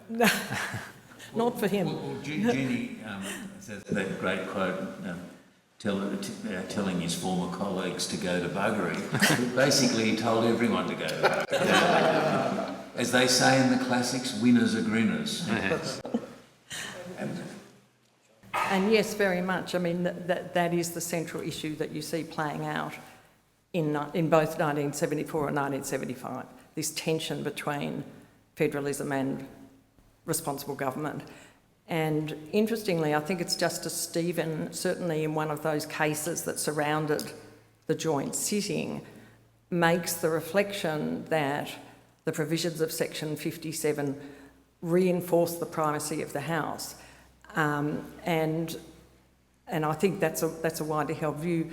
But in 74, the difference in the way each was dealt with, which I would say plays very much to the differences between the Governors-General involved, is that Hasluck's discussions with Whitlam about how to resolve the supply issue by agreeing to the double dissolution conditional on supply being available for the duration at least of the election campaign, and it's very clear, and he says, I dictated to him what he was to say in the House, and Murphy had a very similar wording for the Senate, at which point the senators accepted that the double dissolution had been agreed to by the Governor-General, provided supplies available, and later that night they passed supply. So the outcome of that is that the conventions of responsible government are met, supply is passed, the primacy of the House in a sense is retained because Whitlam remains as Prime Minister, and there is no upheaval and there's no crisis. That's the critical difference in the way that Hasluck dealt with it. And there's a wonderful lecture given by Professor D.A. Lowe the following year, and he's Professor of History, I think at ANU, and he asked that critical question, and why was supply not dealt with in the same way in 1975? And this has been my question really for many, many decades. Why was it not? And then and that's the key difference, is that Kerr did not move down that path of having a conditional acceptance of Whitlam's request for a half-cent election conditional on supply. Had he done so, and had supply still been blocked, there might have been an argument about dismissal, but he never gave Whitlam that opportunity. So it has been reflected on by some in terms of that distinction, but it is essentially a dispute between the two houses, a dispute between the two major parties, but it's one that Section 57 deals with so perfectly. I would agree in relation to Section 57 that it does ultimately give the House of Reps primacy, and after both houses have faced the people. But I think Section 128 still gives great deference to the states, that you have to get 2/3 of the states voting yes to get the proposal through, even if there's been a popular majority overall. And the other thing I might say, Kim, what about on the first point you raised, on one of the clips before a later session today, you will see the aforementioned Joan Child in fantastic 1970s glasses, who of course won the seat of Henty for Labor in that election, and also Margaret Guilfoyle. So you will see them later on. Okay. Kim.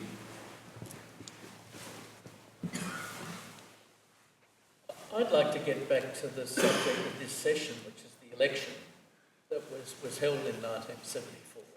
And can we revert to the kind of febrile atmosphere that a number of us in this room, it seems the overwhelming majority of people in this room remember very well, that there was this denialism that permeated the opposition, even to the extent in running election ads which had the ages of the leadership team of the opposition, the leader of the opposition, the deputy leader of the opposition, the leader of the country party, and the deputy leader of the country party marching forward, and all of their ages that were quoted in the ad were their ages from 1972.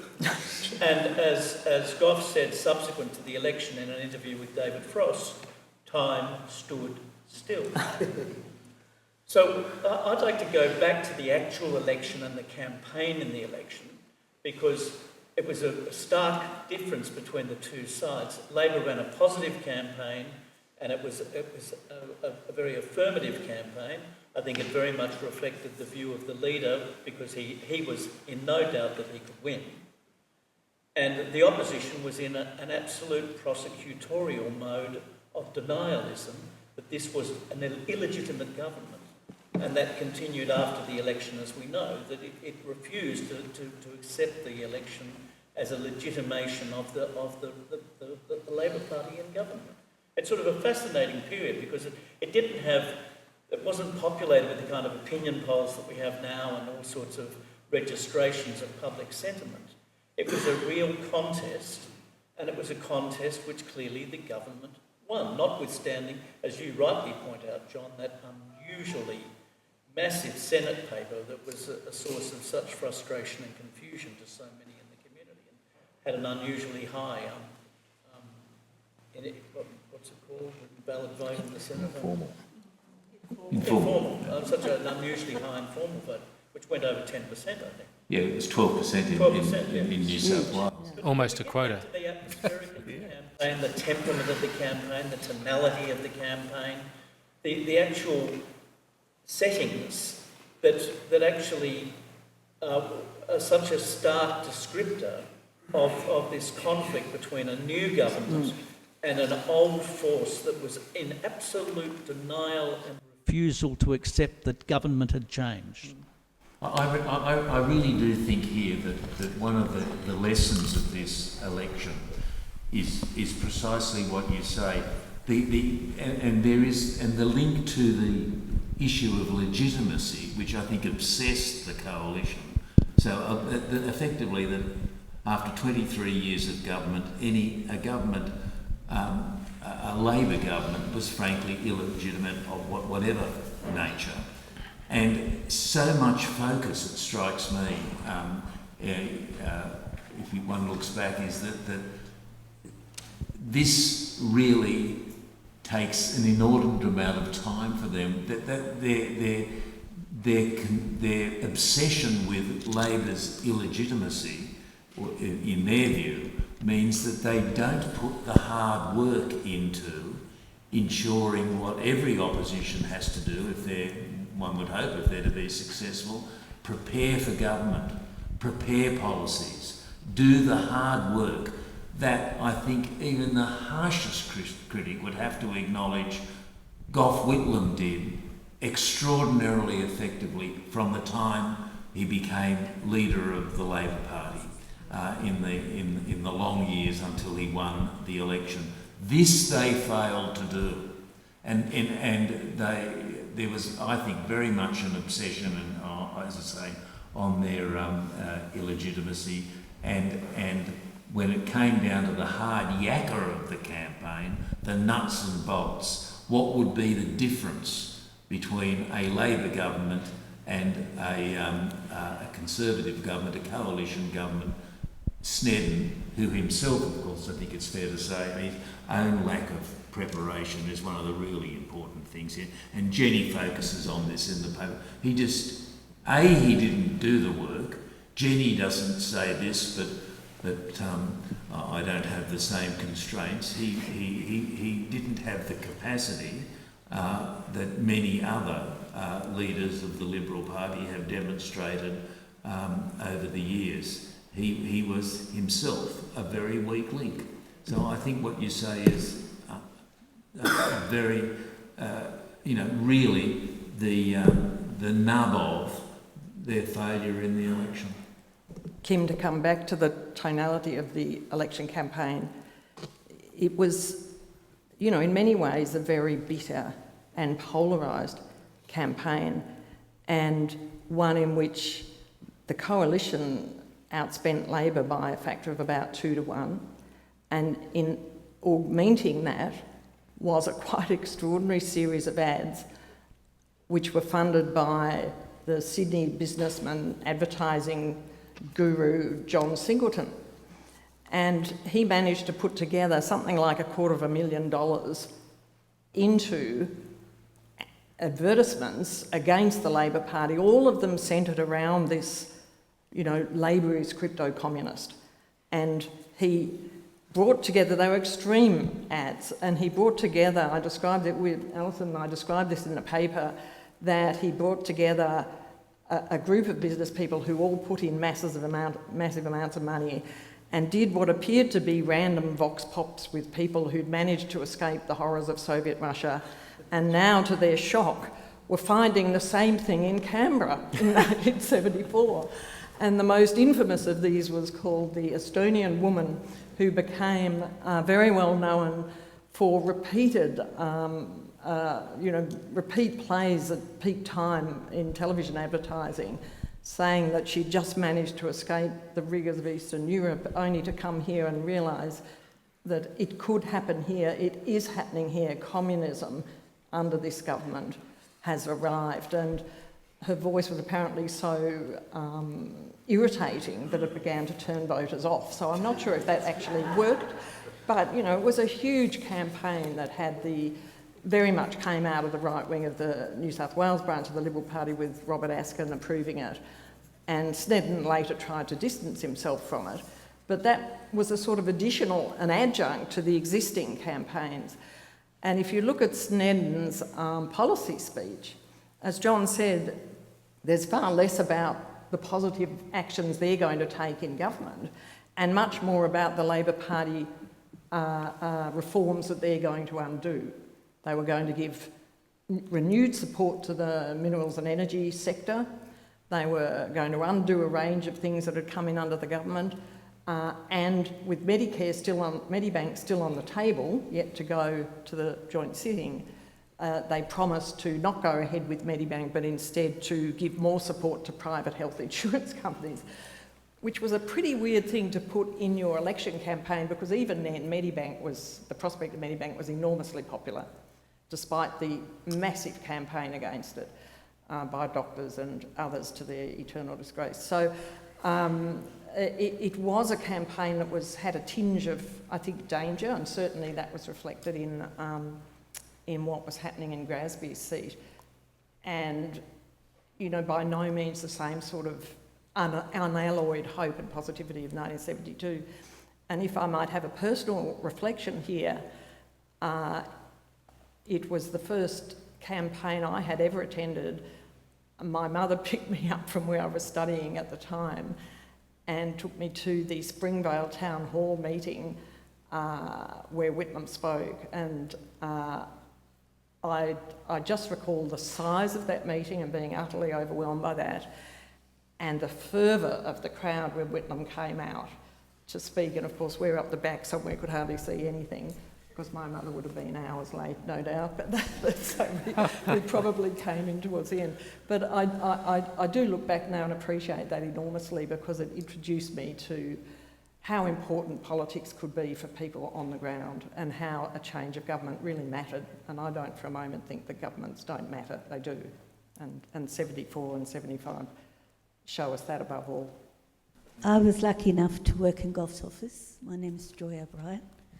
And the question of the legitimacy means for me that Joby Alke-Peterson constantly called us socialist communists and actually would not respond to any of Gough's correspondence, including offering money for a Tacoma program for the Aboriginal people. We were also known as I was constantly told they were old men in a hurry, so the Labor government. And when I went to work for Graham Freudenberg in early 73, he said that he thought we would only have 3 years in government and that our task was to widen the horizons of the Australian people and raise their expectations of government.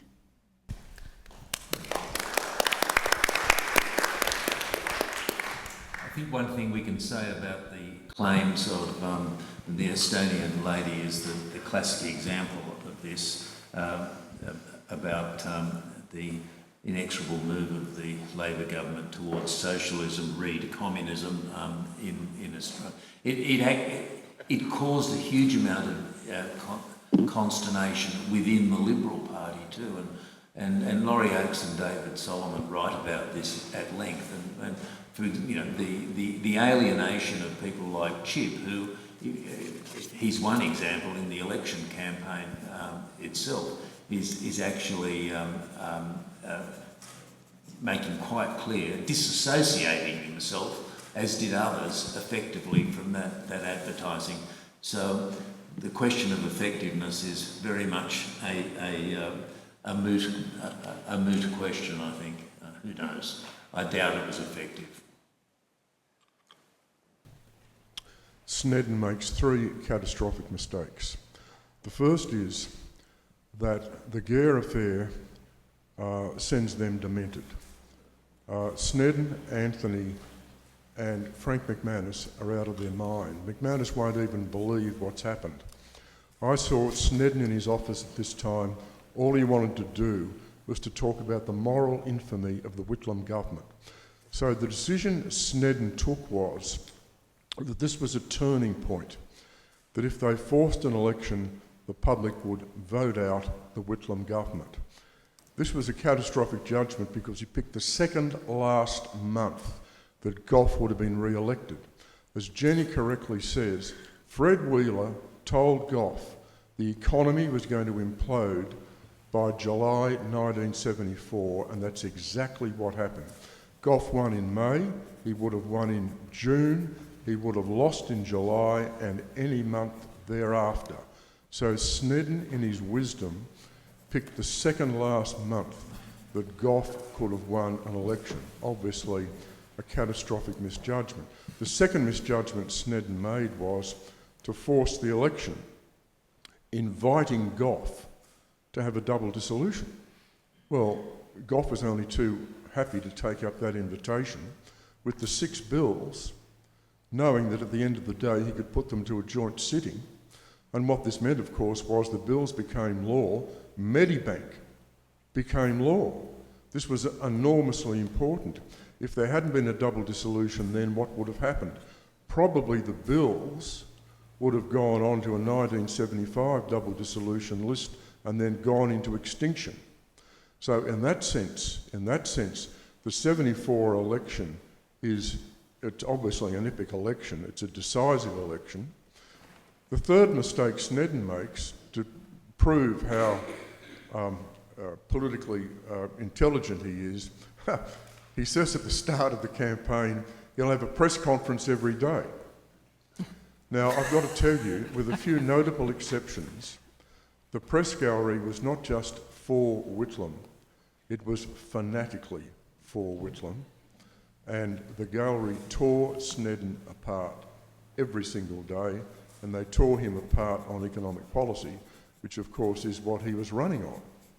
So the upshot of all this is that Snedden, having triggered this election, made those three unbelievable miscalculations from which he never recovered.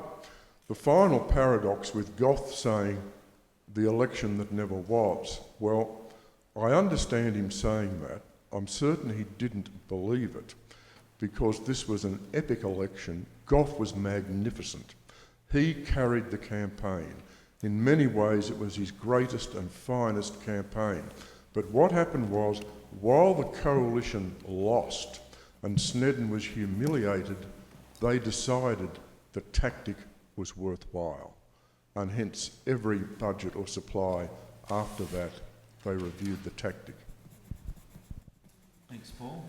It's a really interesting point. If I just make a quick observation on this, really interesting counterfactual to consider. We often talk about how there's only been one-term government since Scullin in 1929, 1931, whatever it was. And I think what Paul's saying there is that the circumstances would have changed so significantly south for the government as a result of the oil shock and the downturn that 75 would have been unwinnable for the government anyway. Is that what you're saying, Paul? Yeah, interesting. Thank you all for being such an attentive and interested audience, and can I just ask you to thank our panellists.